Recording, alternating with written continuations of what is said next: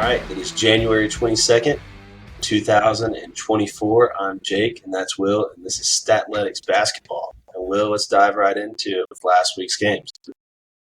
We're going to quick hit on a couple games and then go ahead and look ahead to next week and then go through some conference championships. Will, let's start us off with Purdue and Indiana. Zach Edey looked good, didn't he? Yeah, I mean, this week just continued to be the year of Zach Edey. 33 against Indiana on Wednesday, and then 30 against Iowa on Saturday. Both convincing wins for the Boilermakers. Neither Indiana or Iowa giving Purdue really any trouble, primarily thanks to Zach Edey, who it just seems like there's not even another contender for Player of the Year. I believe he will be the first back-to-back National Player of the Year if he's able to finish it out since like the 80s. I don't remember who it was, but it hasn't been done in like almost 40, 50 years. So what he's doing right now, just absolutely video game numbers, and definitely does not need to be taken for granted. Not at all. And Indiana's not an easy place to go into and play. I think they played Kansas close early in the year. And, I mean, historically great basketball team. They got good fans. Indiana basketball is everything up there. So, very impressive Yeah, stuff.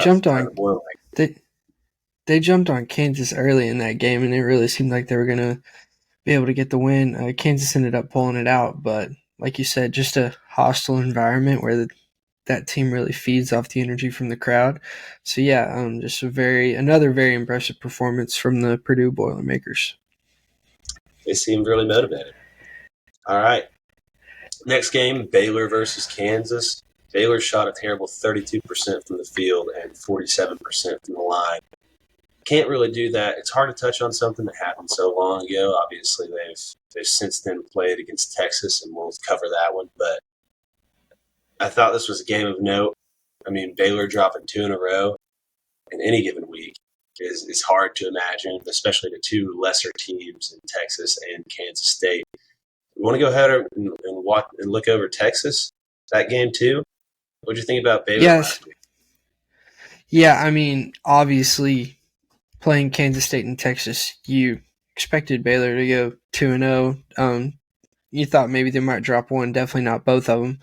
Like you mentioned, I think you can just chalk it up to poor shooting against the Kansas State Wildcats. Off night at Kansas State, that happens.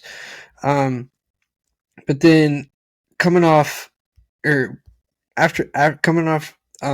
loss against Kansas State, going to Texas.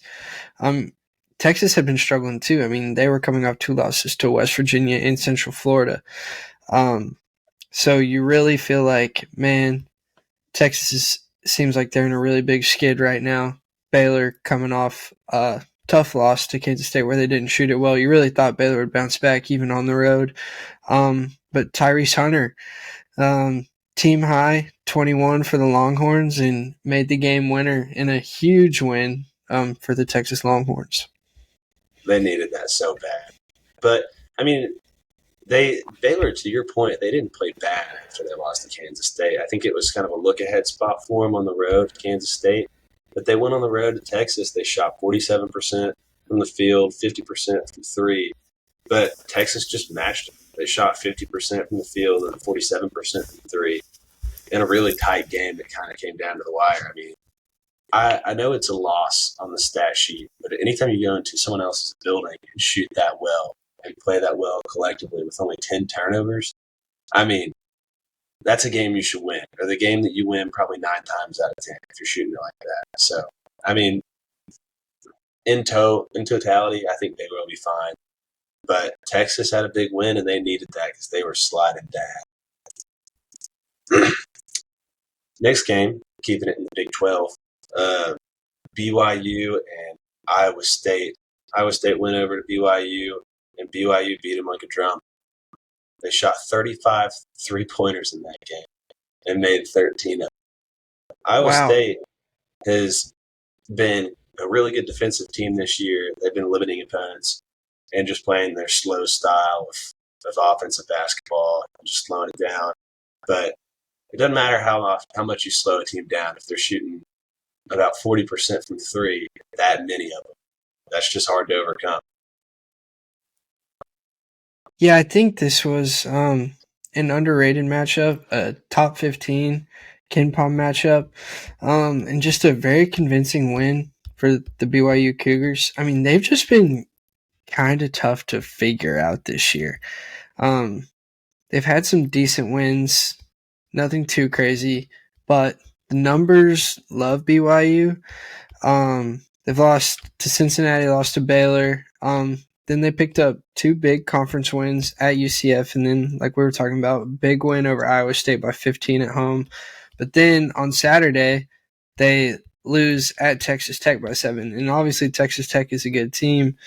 But you expect them. You just really you see the flashes from BYU, and you want them to like go on a run, rip off 4, 5, 6, 7 games in a row, but they just keep hitting these skids, and so we know it's there. We've seen them be impressive. We've seen them play really well.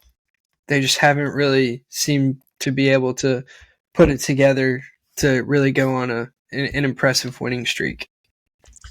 Yeah, and that's just so hard to do in the Big 12 unless you're Kansas. Really, I mean, BYU. It almost seems like they lose away from home, they win at home. But it's all about how they shoot it because it doesn't really seem like they are that interested in defending. But they rebound it well and they shoot it well. And I mean, if they're hitting their shots, then they're a tough get. But I don't know. Like you said, they're hard to figure out. I've lost some money betting on BYU this year, so maybe I should stop. Um, Penn State and Wisconsin. Penn State went and shot 53% and beat Wisconsin. Well, I don't think we've talked about Wisconsin a whole lot. They've been quietly impressive taking care of business lately, but they dropped one to Penn State, and I haven't really watched a whole lot of Wisconsin, to be completely honest, since they played Tennessee early in the season.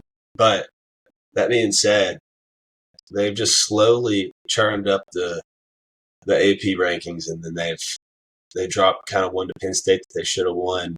Anyways, and Wisconsin out rebounded them. They just didn't shoot it well. So Yeah, Wisconsin's just been really consistent. I mean, before they lost to Penn State, they'd only lost one game since mid-November, and it was to Arizona. They'd beaten Marquette, Michigan State. That was probably their two most impressive wins. I mean, Iowa's a decent opponent, but you really don't want to lose to Penn State. They're one of the worst teams in the Big Ten, obviously. They bounced back at home, 12-point win over Indiana on Friday after that tough loss on Tuesday. But yeah, it must have just been Penn State got hot one night when they were at home because Penn State has really struggled this year, and Wisconsin has been really solid. They don't really have any one guy who jumps out at you. They're really deep. They're really balanced. They have a couple freshmen who contribute off the bench. So Wisconsin hasn't really jumped out at anybody, and that's probably why we haven't talked about them very much, just because they're not crazy impressive, but they've just been really good and really solid for a few months now. they really have. Next game we kind of highlighted to go over was UConn and Creighton. This was a top 20 matchup that ended up being not very fun to watch. UConn kind of just crushed them. And as the defending national champions probably should do, is just take care of business when they're at home, and they did that. How impressed are you with UConn, and how do you think that they can repeat? I mean, it's seeming like they're going to be a tough out for sure. Only lost 2 games this year to Kansas and Seton Hall. They haven't lost in 2024. Doesn't seem like doesn't really seem like there's going to be a tough spot for them anytime soon. I mean, they're at St. John's on February 3rd. That's probably their next scary matchup. They have Xavier Providence both at home before then. But yeah, I mean, they're playing as good as anybody in the country right now.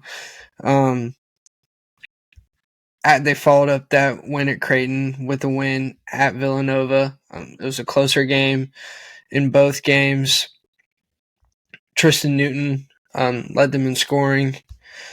They've just been really, really good for the entire year. Coach Hurley has reloaded and they're looking to make another push in March, but it seems like they are the clear favorite in the Big East right now. Yeah, and their front court is what's impressive to me. I mean, anytime you got Donovan Clingan coming off the bench and they just rebound at a pace that's unseen against these other Big East teams, I mean, I don't really know how any team's going to keep up with them, especially, I mean, Creighton's best players, they're center. So I think anytime that you go and out-rebound somebody by 18 with the other team's strength supposedly being in the front court, I mean, that's tough to do. They're definitely, they can match up with anybody, and they have great guard play as well. I don't want to understate that, but and I'm honestly kind of disappointed that UConn is separating themselves from everybody in the Big East right now, because at the beginning of the year, it seemed like between St. John's, Providence, Marquette, Seton Hall, Creighton, UConn, I'm probably forgetting somebody, it just kind of seemed like whichever team was at home was going to win. But now it's kind of starting to feel like UConn is putting some distance between themselves and the rest of the conference. Yeah. And the Big East is a hard place to play on the road. So, I mean, I'm impressed by them so far. Another team that had an impressive showing, Houston beat Texas Tech 77-54 at home. After 2 road losses, they bounced back with a big win over Texas Tech. One thing that impressed me at this game is Houston's not like a big scoring at a high rate type deal, but they just suffocated Texas Tech, and they just completely took advantage of them athletically. I mean, it just didn't look like they were playing the same level of basketball. So that being said, I think Houston will be all right after they open up with 2 road losses, especially going into tough environments. They're a top 5 team. People got them circled on the calendar, all of that. But in the tournament, they've showed that they can suffocate you. They can play good defense, and then they can just play it off of that good defense, lead it to offense, and just take care of the ball. Basically, just out physical you. I like to call them just a better version of Iowa State. That's what Iowa State wants to be. But what do you think about that? I mean, first year in the Big 12, 2 out of their first 3 conference games were at Iowa State and at TCU. Obviously, we don't feel like those 2 squads are on the same level as Houston, but just like their first Big 12 game was at home against West Virginia. They won by like 30-something. But then after that, you go to Iowa State and go to TCU, 2 really good teams. And I mean, it's really tough. 2 of your first 3 conference games on the road against tough opponents. So, maybe we just kind of ignore those, forget about them a little bit, and excuse Houston for the tough performances. I mean, they were both still close games. I think both were decided by like less than 5 points. I think the TCU game was like 1 point. And then slack. Dude, they're not used to the Big 12.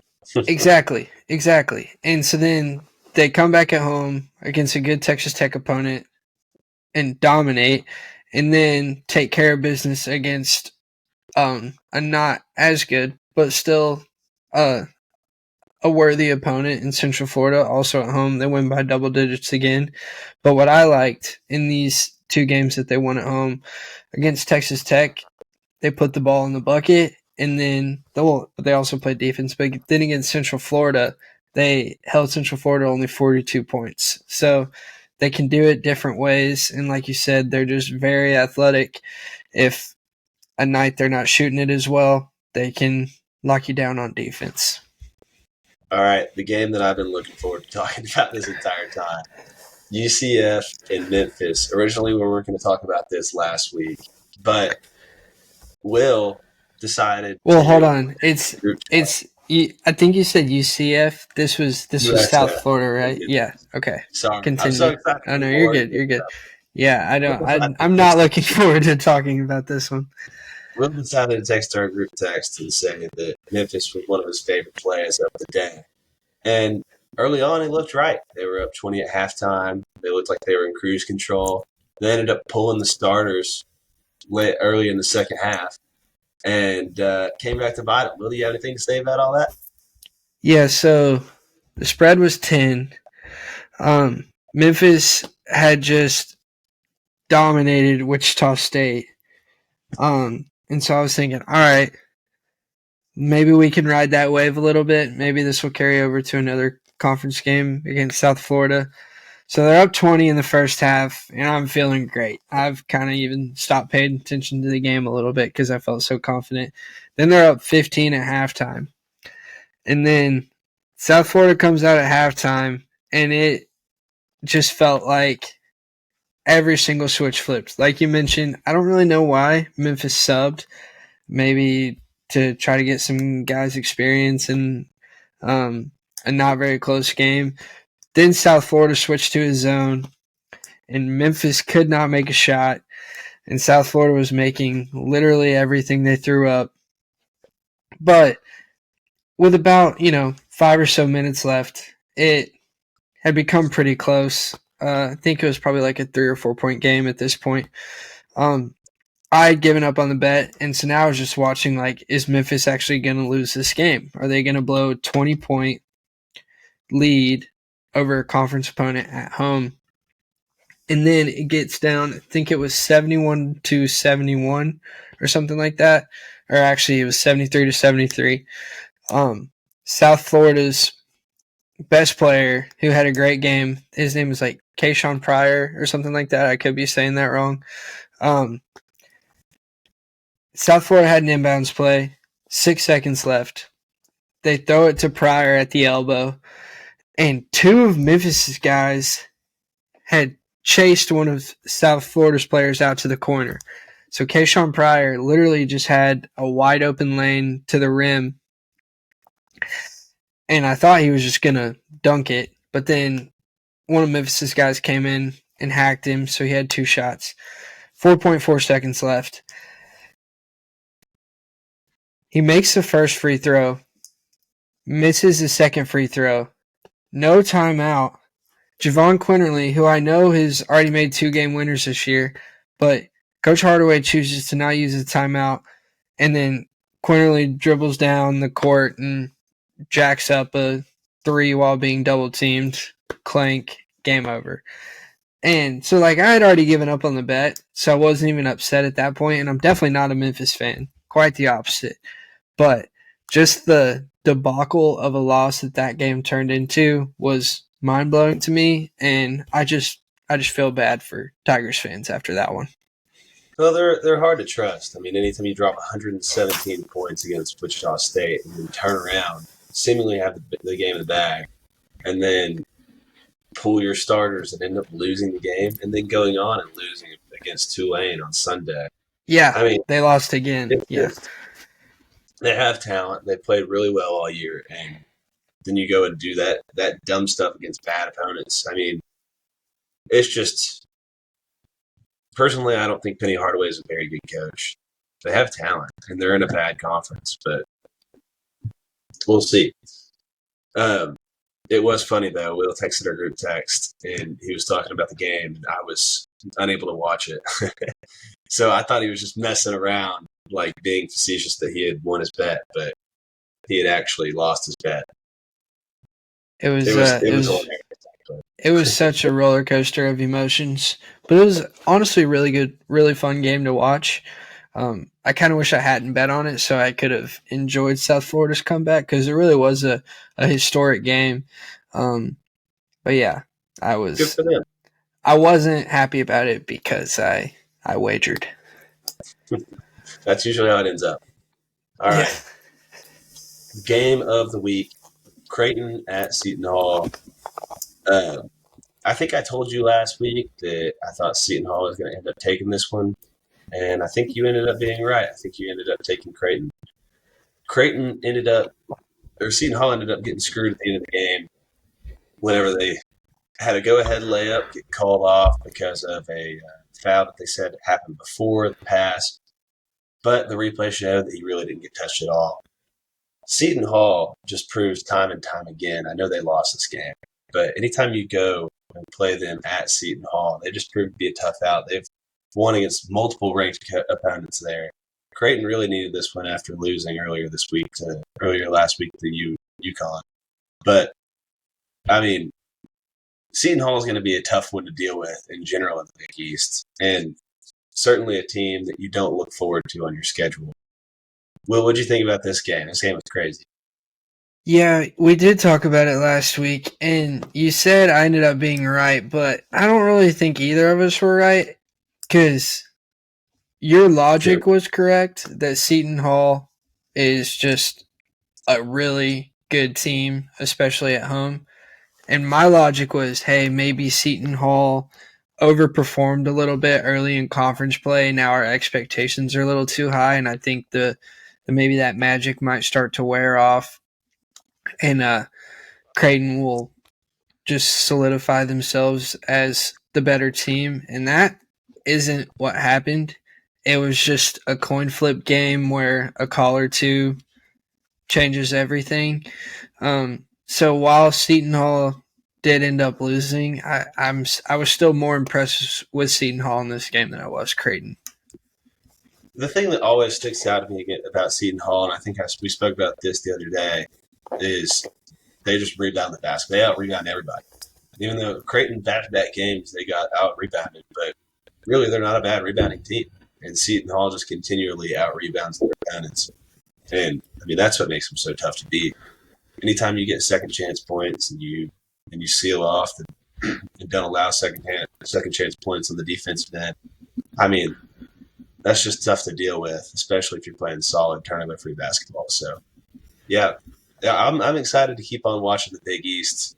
This has been one of the most exciting Big East basketball in conference play I've seen in a while. And it's just anybody can beat anybody except for UConn so far. So we'll see.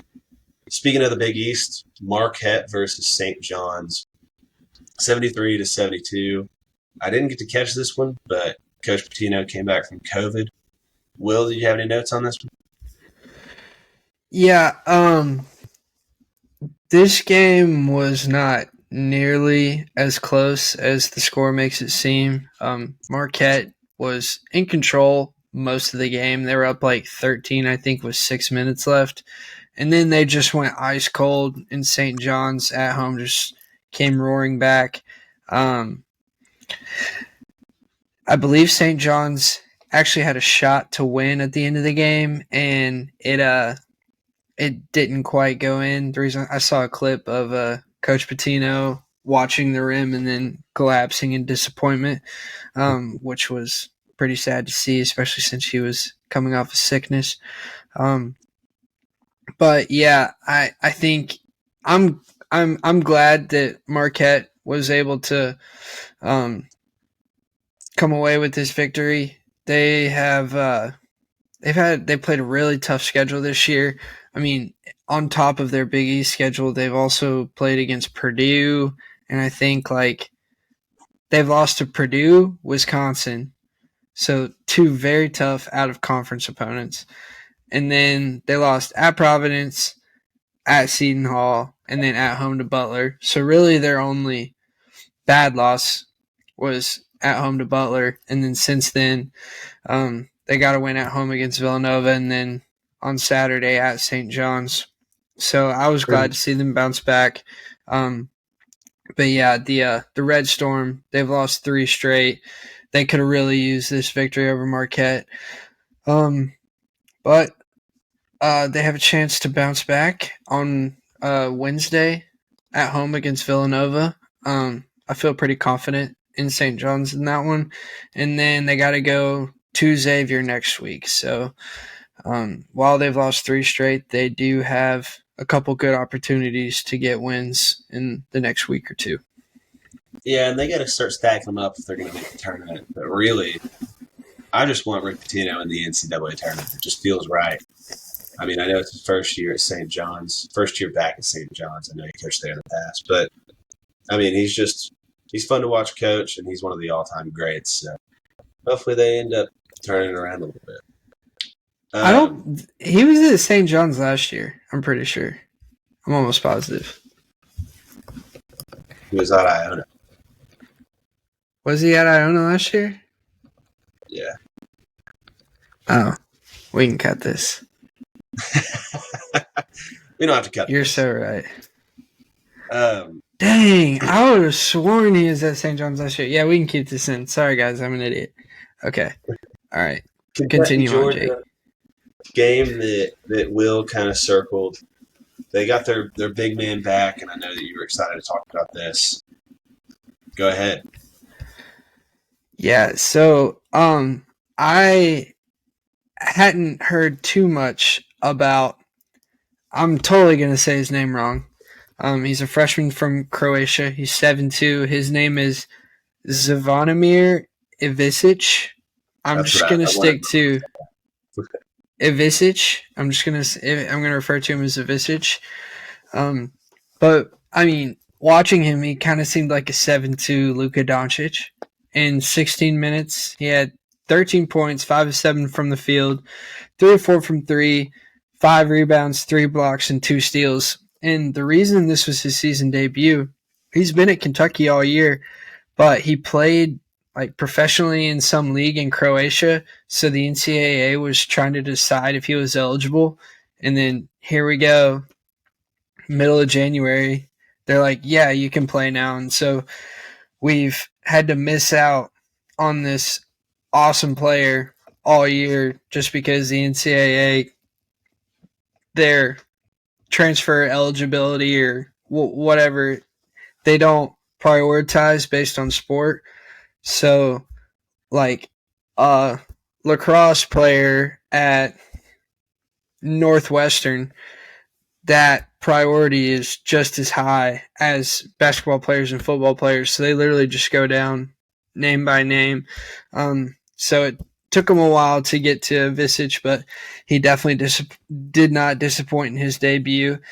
And, I mean, the Wildcats have been impressive this year. They've definitely had some bad losses, but I really think he could completely change this team. I mean, if he keeps coming off the bench, they might have the 2 best freshmen in the country coming off the bench in Reed Shepherd and Ivisic if they're able to keep up what they've been doing. And I mean, I don't know of a team deeper than Kentucky. I mean, between Antonio Reeves, DJ Wagner, Trey Mitchell, I mean, it's just they just have guys everywhere. They can all put the ball in the bucket. They're all athletic. They're all big. And I mean, I'm just very, very impressed with the Kentucky Wildcats, which, as a Tennessee fan, really pains me to say. Yeah, I mean, Kentucky's really good this year, simply put. They shoot the ball really well. They have a ton of size. They're super athletic. And like you said, they're so deep. I guess the only thing that's hurting them is experience. They're a little bit young. They've had impressive wins on the road at Florida, at Georgia. This one, I mean, Georgia played really well this game, but Kentucky also shot 60% from three or for the field. So I mean, it's games like these that separate yourselves from worse opponents. Whenever they're playing their best game of the year, they have your game circled on their calendar for months, and you go in there and you continue to play good basketball and beat a lesser opponent.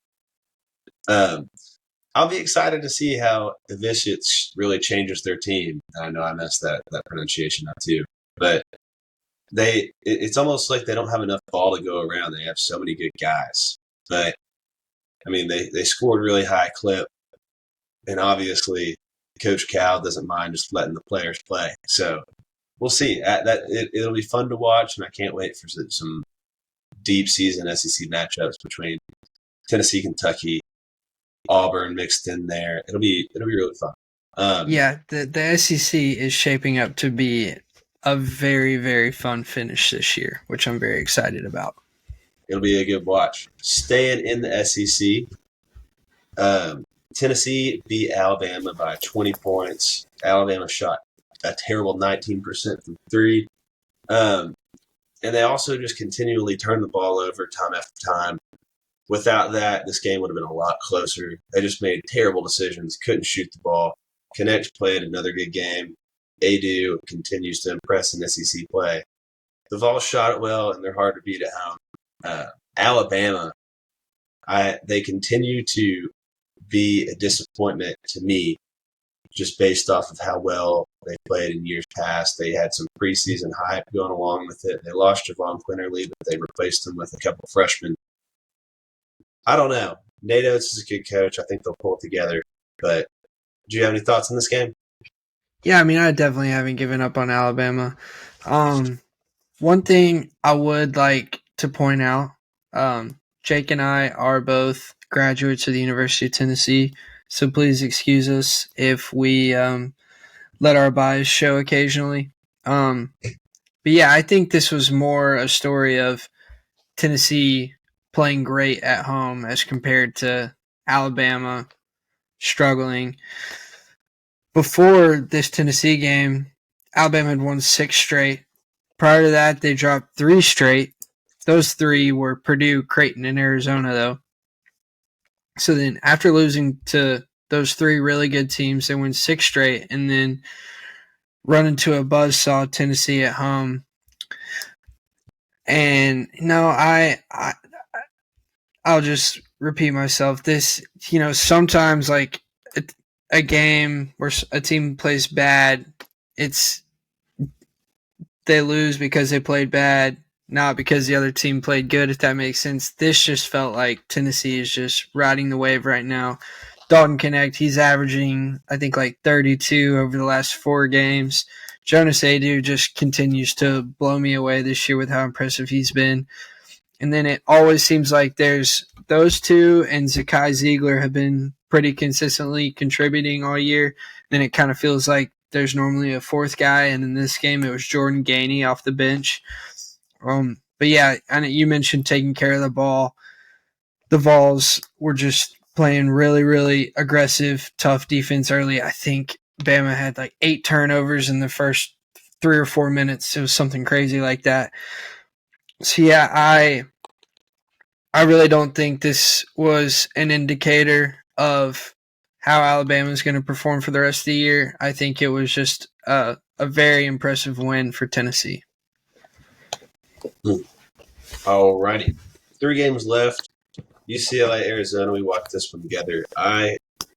Originally we weren't going to go over this one, but UCLA, I mean, we couldn't believe what was going on in the first half. They just was putting it on Arizona until Arizona finally woke up. They were at home, and they just turned it on, suffocated UCLA, ended up winning it kind of in a close one, but they controlled it kind of the rest of the way after halftime. Well, what's your thoughts on Arizona? They've been struggling. They've been a little bit shaky as of late. They lost one to State on the road last week, and then now they kind of struggle at home here. Do you think that this is just a fluke? They're kind of just sleepwalking, or do you think there's actually issues? I want to know what was said in that locker room at halftime. Just with, I mean, like you said, they lost at Washington State. Then they took care of business at home against USC. But after losing that Washington State game and then that first half against UCLA, I want to know what Coach Tommy Lloyd had for his team at halftime to really just like say like, hey guys, wake up. And I feel like if there was like a lot of emotion in that locker room, maybe it was player led, I don't really know, but I feel like that halftime could be a turning point of like, yeah, we started out great, we're a good team, we're very talented, but we really, really, really need to fix something, whatever it is, like lock back in. So they've got a couple games that coming up against Oregon State and Oregon where they should take care of business, and then Cal and Stanford. Like we know the Pac-12 should be a walk in the park for Arizona, and maybe that's kind of why they've been struggling recently. They just don't really feel like they have to put their best foot forward in their conference games. But they still, like, it's been like Gonzaga in the past. Gonzaga's conference games haven't really been too much of a challenge for them. but they go out and win every game by like 15 to 20 points. I think that's what Arizona needs to do this year, really be assertive and win big in these easy conference games. And the Pac-12 is down this year a little bit. Arizona's kind of sleepwalking. But, I mean, as far as talent goes, there's not many more talented squads and many more squads that have that much experience with Caleb Love. And then they also have a power forward from San Diego State that made a deep run last year. Really, they just have to put it together. And if they want to play, they can beat anybody. If they don't, this proves that anybody can beat them, especially as erratic as they've been playing lately. So they'll be interesting to watch. The story of Saturday, Kansas lost to West Virginia. And the story here isn't with West Virginia, it's really with Kansas. West Virginia has been terrible this year. But they pick up a good win against Kansas, probably the biggest win they'll have all year. Shot 57% from three. They out-rebounded Kansas. They out-hustled Kansas, and they just played better than Kansas. I mean, personally, I'm not worried about Kansas. I think they'll be fine. They just were overlooking this game a little bit. I mean, why not? 7-11 West Virginia team on a Saturday that no one's probably watching the game, and they're getting up for it. They got your games get circled. But this is a crazy game. Do you have any thoughts on that? Yeah, I mean, I think you hit the nail on the head. I put this one in the same boat as the Alabama-Tennessee game. This wasn't a concerning performance for Kansas for me. I don't think they particularly played poorly. West Virginia, just like you said, 12 of 21 from three. Raekwon Battle had 23 points. So, yeah, Kansas scored 85 points, and the Mountaineers just shot the hell out of it on their home floor. So, no, this isn't concerning for me for the Jayhawks at all. But, yeah, just a really impressive win for West Virginia. And like you said, I'll be shocked if this isn't their biggest win of the year. On to a team that I'm a little bit more concerned about just because I have not that much faith in their head coach. Duke lost to Pittsburgh on Saturday by 4. Now, they didn't have Jeremy Roach or Mark Mitchell, but this is their second loss at home this year. The first one being to Arizona earlier in the year. And last year, they didn't lose a game at Cameron Indoor. What's going on with Duke? And is this a bigger deal than it's kind of being made out to be? I think ultimately they'll kind of pull it together, but really losing 2 at home this season after not losing any at home is a little bit concerning to me against the worst Pittsburgh team. Even without Jeremy Roach, you should still win that game. Yeah, I mean, I think Jeremy Roach and Mark Mitchell obviously make a big difference. I agree that they still should have gotten the win, especially at home, but it's tough for me to sit here and say if they have those two guys, they don't win. What's wild to me is before Saturday's loss to Pittsburgh, Duke had won 8 in a row, including a 22-point win over at Pittsburgh just 11 days before they got beat by Pittsburgh at home. So on Saturday, the 20th, Pittsburgh beat Duke by 4 at Cameron Indoor. And then Tuesday, January 9th, Duke beat Pittsburgh by 22 at Pitt. So I just found that very interesting. Again, I don't think this one is very concerning. Coming off 8 wins where you just beat the team who beat you on Saturday without 2 of your best players. Yeah, definitely should have gotten this one, but they didn't get blown out. So, yeah, I still have faith in the Blue Devils for sure. I struggle. I mean, anytime you lose to a team that's lost twice to Syracuse this year, and Syracuse is awful. But if you've lost twice to Syracuse in the same year, home and away, and then you go and beat Duke on the road, I understand that it's a bigger game and you're trying to get up for it a little bit, but I mean, Duke's got to take care of business, and I don't know. This is me being a little bit prejudiced because like I said, I don't believe in John Shire. But at the end of the day, you got to get this one. I guess we'll see how it ends up the rest of the way. I will All say right. Duke really only has like two semi impressive wins this year. That's Michigan State and Baylor. Besides that, they haven't really been tested. So I'm really excited for the first matchup at North Carolina on February 3rd. It'll be fun. Okay. Well, that sums up the recap of last week, and we'll go ahead and look ahead to a couple games that we have circled this Saturday. Starting off, Seton Hall at Marquette. Seton Hall, like we were talking about, it's coming off that big overtime game. They won against Creighton. No, they should have won against Creighton, and then they're playing Providence, I think, tomorrow. But they've struggled on the road this year.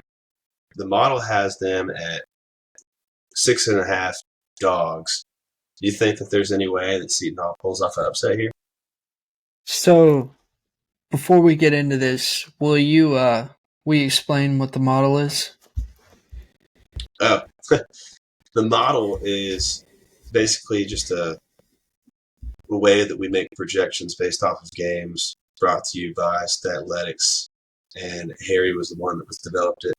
It's connected to Kim Palm and a couple different other statistic-driven ways to formulate power rankings and who would be favored against who on neutral courts and on home courts and so forth. It doesn't factor in injuries, but it also is a good indication of who wins. And if it differs from Vegas too much, we usually like to side with the model. So these numbers haven't came out yet via Vegas, but the model, we can go ahead and look ahead and simulate matchups. And right now, the model thinks that Marquette will win by 6.5 against Seton Hall on Saturday. Do you agree with the model in this game, or do you disagree? I agree. Seton Hall has struggled on the road. And really, earlier in the year, Marquette dropped one to Seton Hall at Seton Hall. So I think that they'll be ready to have a little bit of revenge on them. They got a tough win on the road this past week, Marquette did. And, I mean, it's make or break time for them. If they want to have any momentum going into tournament play, they got to start winning some of these conference games and trying to get back on track with UConn.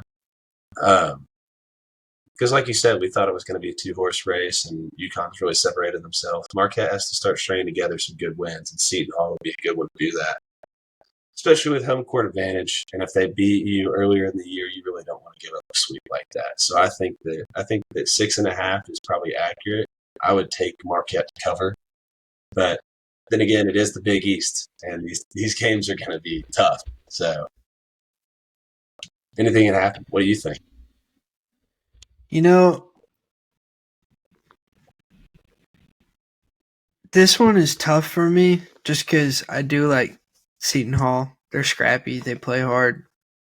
But I think Marquette wins this one by double digits. Ken Palm has this as a 8-point win for Marquette.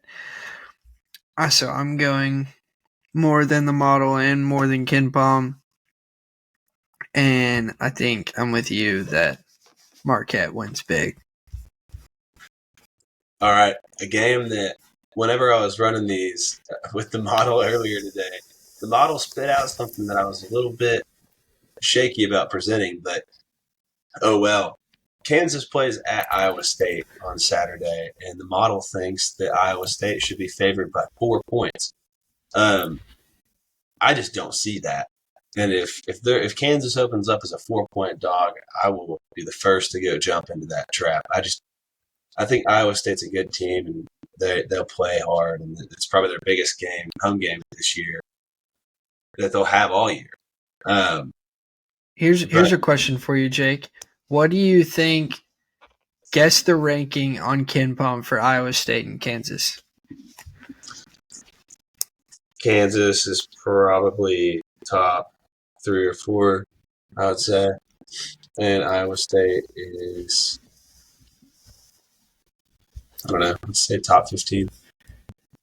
You nailed Iowa State. Iowa State is 12. Kansas is 18. Ooh. I saw that earlier. I was shocked. That's And jarring. I'm really not sure why. Like, they've lost 3 games this year. None of them were at home. So maybe that's what it is. Maybe Kansas plays really good at home. The thing is, Iowa State, if they're going to win this game, it's going to be low scoring. And that's the one thing that Kansas can really do. They can score it inside, outside. They have a great 1-2 punch in Dickinson and their best guard. I'm forgetting his name right now. But it's like McCullough, right? Yeah, it's like McCollum or McCullough. It is McCullough. But I mean, they can score on all different levels. And Iowa State is known for defending them, but I just don't see it. I've watched Iowa State a couple times, and they've not impressed me a ton. They're coming off a huge win against Houston last week at home, and Kansas is coming off a loss. Kansas will probably bounce back and beat Cincinnati this week, but really, I don't see any way that they don't go on the road and take this one. They're extra motivated after dropping one last Saturday. So, my dumb brain agrees with you. After watching Kansas and Iowa State, it seems like Kansas is clearly the better team. But if the Statletics, our model, and KenPom both think Iowa State is the better team and Iowa State is at home, then that probably means a lot of dumb people like us are going to be betting on Kansas. So we might even get Iowa State at a better number than we should. Wow, I'm looking at so KenPom has this game a 75-71 win for Iowa State. So he KenPom agrees with us exactly on this one. So I'm gonna guess based on just like public perception of these two teams. I'm gonna guess this is probably gonna be like a 2.5 3-point spread in favor of Iowa State, and if that's the case, I'm gonna take the Cyclones. So we're on opposite sides in this one. Just don't agree. Really, if they open up a 4-point line, it will get hammered by Kansas fans. Hey, so you know what that was last Saturday? When Baylor opened as a 4.5-point underdog to Texas. And then when I woke up Saturday morning, it was down to 1.5. And then Texas ended up. What was the score of that game? Texas ended up winning by 3. They won by 2. So they ended up covering, but not the original 4.5. But yeah, so lots of times, I mean, and clearly Baylor is the better team. And in this game, I don't even think that Kansas is clearly the better team. So yeah, I like the Cyclones by 3+. Well, agree to disagree. I'll take Kansas outright. Next game, Texas Tech and Oklahoma. Oklahoma, we have them favored at 4.5. It's at Oklahoma. Texas Tech is coming off a big win against BYU at home, but they don't play at all this week, which is a very big advantage. Oklahoma plays Texas this week, and really, this will be a big rivalry game for Oklahoma going to Texas. While Texas Tech is waiting patiently, kind of jumping at the bit to try to knock them off. I know it's on the road, but I don't know. I mean, 4.5 seems a little bit big for a team that is kind of sitting out all week, preparing, watching film, getting healthy. I like Texas Tech in this one, even though it's at Oklahoma. I think they do end up covering the 4.5 if that's the spread. I'm not gonna lie, I really have no feel on this game. I think it's tough. I mean, you have, like you said, Oklahoma, big rivalry game this week. I think if they think if they take care of business against Texas, then that could be a real, or honestly, win or lose, that's going to be a very emotionally draining game, similar to when Michigan got the big win over Ohio State a couple weeks ago. So, in that light, I would agree with you, Texas Tech. But both of these teams have just really shown us a lot of good and bad this year. So, just because of that and kind of the Russ versus Russ thing, I'll oppose you this one, and if it's like a 4 or 5 point spread, I'll probably take the Sooners to cover at home. Well said. Next one is kind of one that's flying under the radar for a lot of people, I think. UNC is going to Florida State this week. We think that UNC is going to win this one by about 2.5, is what the model thinks. I really just agree.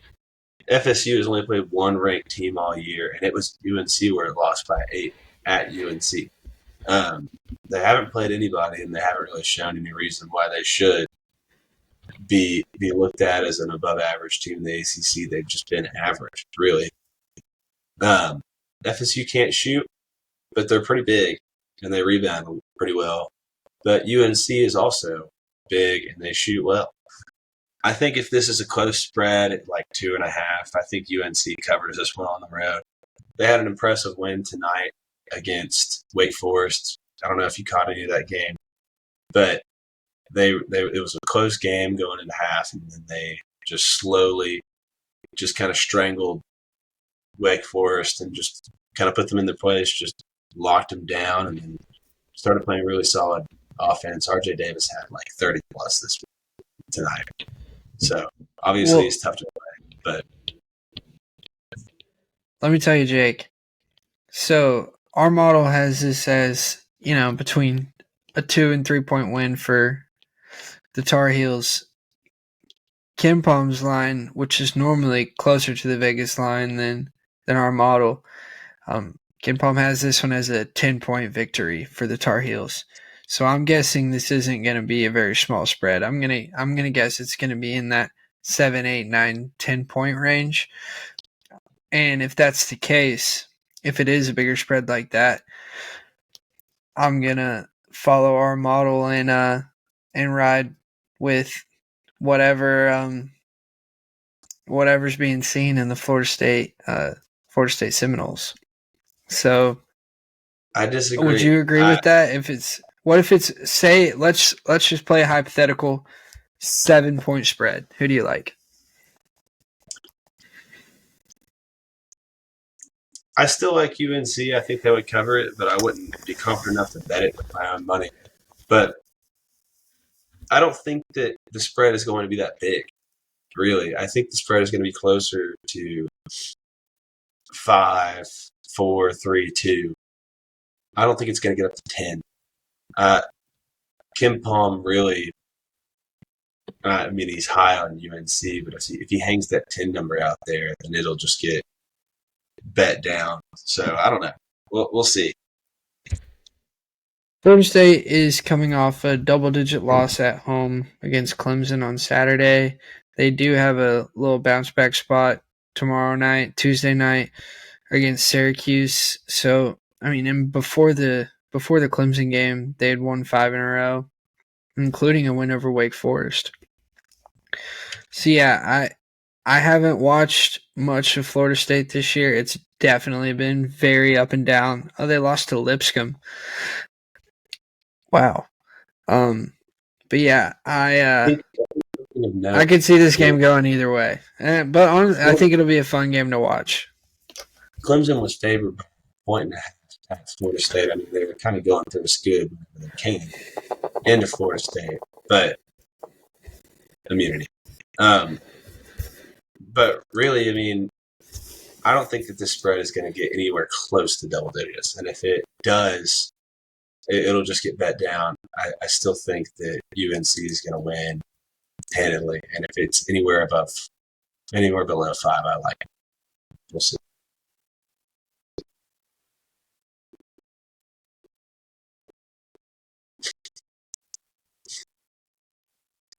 Next game, Texas and BYU. Texas goes to BYU after knocking off Baylor last week in kind of what seemed like more of their Super Bowl. BYU beat Texas or beat Iowa State and then lost to Texas Tech on the road. They play Houston at home this week, which will probably be their Super Bowl. And to me, it feels like a letdown spot for BYU. They're not looking ahead to Texas. Texas is playing as good a basketball as they've played right now, shooting lights out against Baylor, getting a big win at home. Our model thinks this is a 6.5 point win for BYU. What do you think, Will? I mean, Texas this week, 2 games on the road. Their biggest rival in Oklahoma on Tuesday, and then going to play a very good BYU team on Saturday, and then following that up on Monday against Houston. So they're just about to go through the ringer.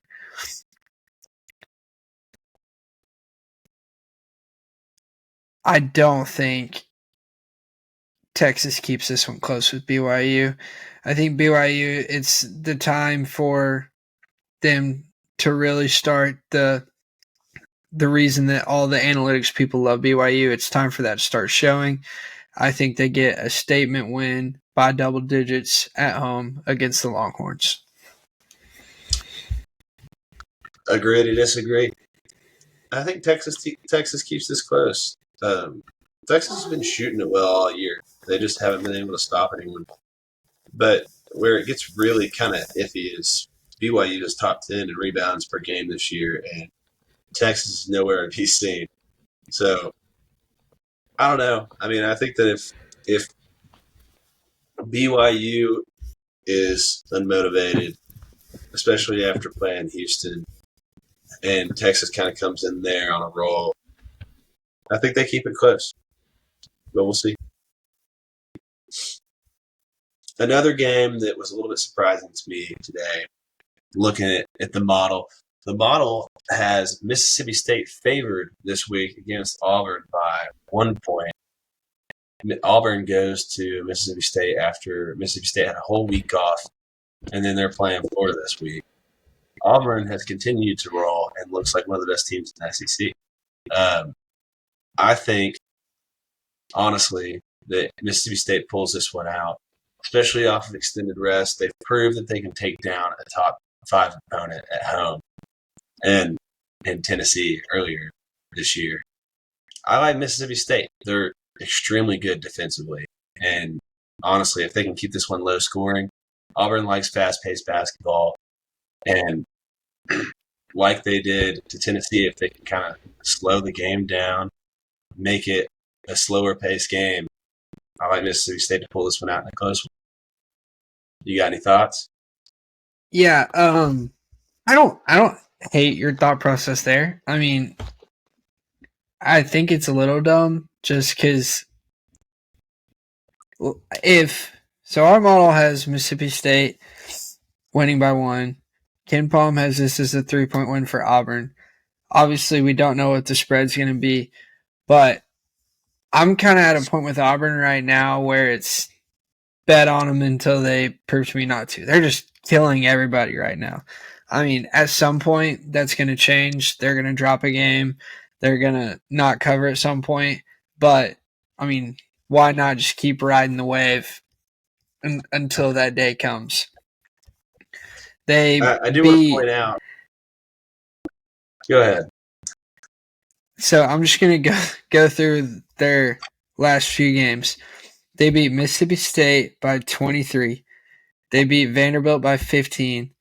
They beat LSU by 15. They beat Texas A&M by 11. They beat Arkansas by 32. They beat Pennsylvania by 20.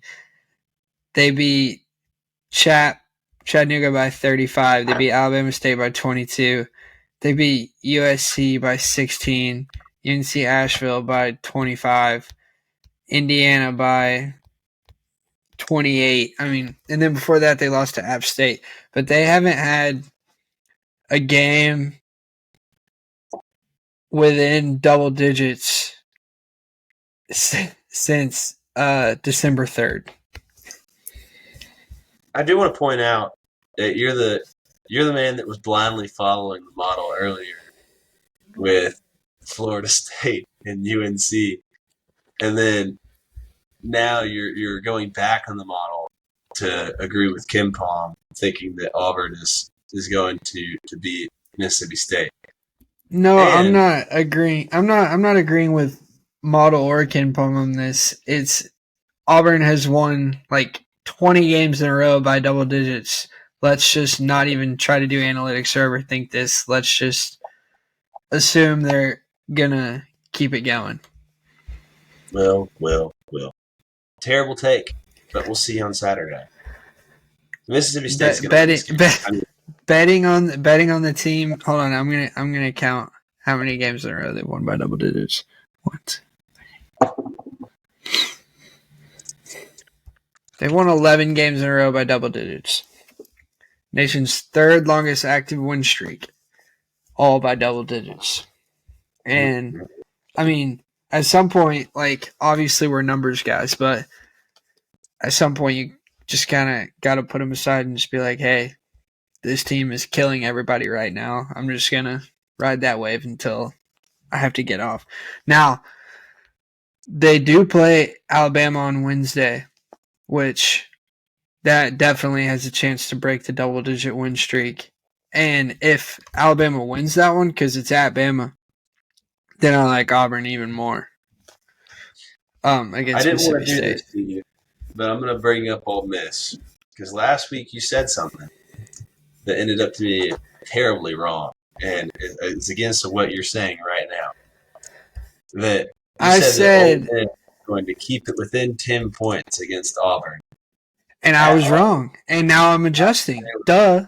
That's what you do. If you're wrong, you make a change. And I was like, why should I think Ole Miss, who had only lost like one game at that point to Tennessee, why I thought, you know what, this team's only lost one game. I have enough respect for them to think they'll be able to keep it within double digits against Auburn. And then Auburn destroyed them as well. So it's like, okay, I was wrong about this team. I'm going to ride this wave until it crashes into the beach. And so, yeah, you know, I'm not contradicting myself. I'm correcting myself until it doesn't work anymore. Rode the Ole Miss train right into the beach. I didn't bet on them, but I did like them in that game. I texted Will and I said, when LSU was favored against Ole Miss last week, I texted him and I said, if you like Ole Miss so much, please bet them against LSU tonight. But I didn't. Yeah, no. And then moving on. We'll discuss this next week. TCU plays at Baylor. TCU's been on fire lately, but now they're not. They lost twice last week, and Baylor is coming off a loss against Texas. I think Baylor is going to be extra motivated. TCU seems like they're spiraling a little bit, running out a little bit of gas. Our model thinks that Baylor takes this one by 5. I like Baylor by 5. I think that TCU is a good team. They're going to be trying everything to break their losing streak, but Baylor is also on a losing streak, and they're just going to they have to shoot it better. Honestly, like they're a good shooting team. It's the loss probability. They gotta start bringing their average back up after the past couple games. So, yeah, I would like to bet on this being a close game either way. Both teams coming off a loss. Both teams are going to be playing very hard. So I agree with you that I think the model is pretty close to what the spread's going to be, probably 4.5, 5. And if that's the case, I do like TCU. I think this will probably be a 1, 2, 3 point game. Bunch of disagreements. I do think I think Baylor will probably win.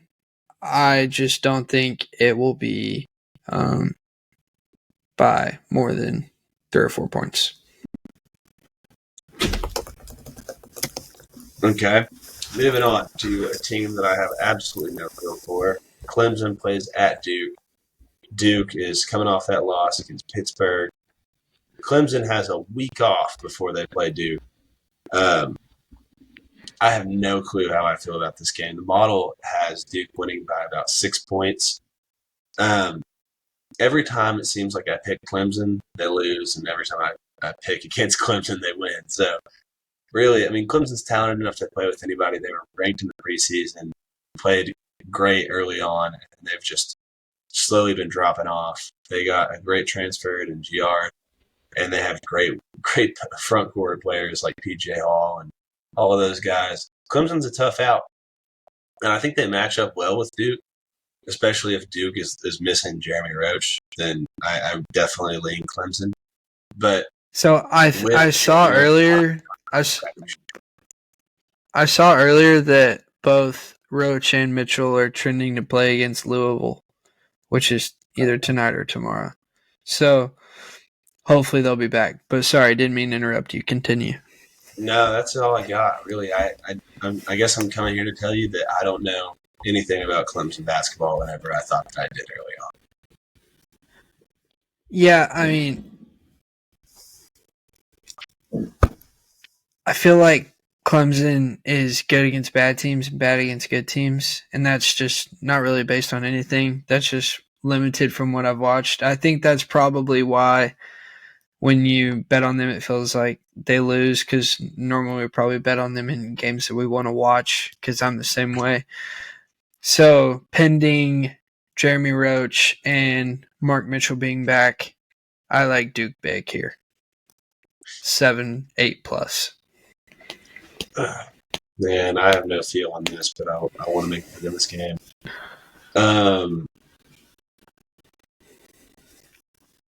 Let's just go ahead and blindly go with Clemson. I would not put any of my own money on this game. I think Duke will end up winning, but by 6 points is a lot, especially in an ACC game where Clemson will be extra motivated to kind of regain some of their early season losses.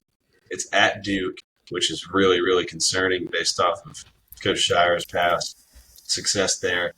But maybe he's fallen off. I don't know. We'll see. You're Next preying on Coach Shire's downfall. Big time. I just don't think he's a good coach. But that's a conversation for another day. Arizona versus Oregon. Arizona is, in our model, projected to beat Oregon by about 2 points. Oregon hasn't played anybody this year. They're very average offensively and defensively if you look at the metrics. Arizona's been really shaky lately, as we've talked about earlier in our recaps. What do you think about this one? I'm not gonna lie, I haven't watched Oregon very much. Looking at KenPom though, KenPom has this as a 7-point victory for the Wildcats, so pretty big discrepancy there. I feel like this is one that it's going to be really tough to predict just because we have no idea what the spread's going to be. I mean, gotta think Arizona's going to come out with the win. It's just, by how much. I think after Arizona's second half performance against UCLA, that kind of might have snapped them out of it a little bit, this little skid that they've been on recently. I like Arizona big in this one. I tend to agree. Arizona they're Arizona. They're up and down. They haven't been playing really consistently lately. But I think if the spread's anything closer than 5, I think they cover it. And I think they start playing their best basketball down the stretch. It kind of seems like it's time for them to buckle up and start taking their conference a little bit more serious. All righty. Well, that wraps up all of the look-ahead games for Saturday. jumping into conference championships, we've been talking about this for a couple weeks, kind of monitoring the odds for conference champs in the SEC and the ACC. We'll kind of go down the list as the season progresses. Big East, Big 12, Big 10, all of those. But first off, the SEC in order, Auburn is the favorite at plus 120. Tennessee is the second favorite at plus 195. And then there's a big jump to Alabama at plus 550, Kentucky at 650, and then everyone else is at 6,500 and above. And those odds are on FanDuel. Do you like any of these teams more than others? And do those odds make sense to you? / who would you bet if you had to put money on it today? Yeah, I mean, I'll run through them really quick. I don't like Auburn at plus 120. I think they're playing incredible basketball right now, but this is probably the best basketball they'll play all year. So I think that's probably the worst price you'll be able to get the Tigers at. I think Tennessee at plus 195 is just about right. I'm not surprised at all to see the Vols have good odds, but also, not maybe better than Auburn right now. I think Vegas has that one right at this point. Bama at plus 550 only surprises me because Kentucky is plus 650. I hate to say it, as we mentioned, we're Vols guys. I think Kentucky's the best team in the SEC, roster-wise. I know they dropped a game to Texas A&M, but Tennessee dropped a game to Mississippi State, so I have no idea why there's such a big discrepancy or why Kentucky's odds are. I mean, Bama lost to Tennessee. I'm flabbergasted as to why Kentucky has more profitable odds than Alabama.